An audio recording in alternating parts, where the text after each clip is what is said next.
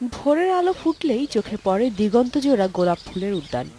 বুলগেরিয়ার জেলেনিকোভা গ্রামের এই উদ্যানে এখন ব্যস্ত সময় কাটাচ্ছে প্রায় হাজারখানেক কর্মী। তেল উৎপাদনের জন্য দল বেঁধে ফুল সংগ্রহ করছে তারা।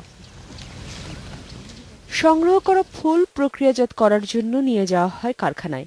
বিশেষজ্ঞরা জানায় 1 লিটার তেল তৈরিতে প্রয়োজন হয় প্রায় 4,000 কেজি গোলাপের পাপড়ি। আর আন্তর্জাতিক বাজারে প্রতি লিটার তেল বিক্রি করা হয় $7,000 গ্যালেন এন্ড রোজ নামের এই প্রতিষ্ঠানটি প্রতি বছর 300 লিটার গোলাপের তেল রপ্তানি করে, যা বুলগেরিয়ার মোট উৎপাদনের প্রায় 16%। উৎকৃষ্ট মানের জন্য এই তেলের চাহিদা দিন দিন বাড়ছে বলে জানালেন এই প্রতিষ্ঠানের মালিক।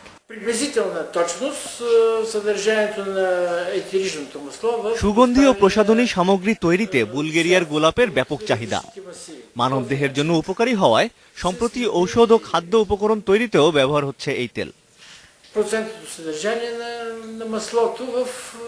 জার্মানি, ফ্রান্স, জাপান, যুক্তরাষ্ট্র সহ বিভিন্ন দেশে গোলাপের তেল রপ্তানি করে প্রতি বছর প্রচুর বৈদেশিক মুদ্রা অর্জন করছে বুলগেরিয়া। পাশাপাশি বছরে 40,000 মানুষের মৌসুমী কর্মসংস্থানের ব্যবস্থা করে দেশের অর্থনীতিতে গুরুত্বপূর্ণ অবদান রাখছে এই শিল্প। Nusrat Nandita, independent news.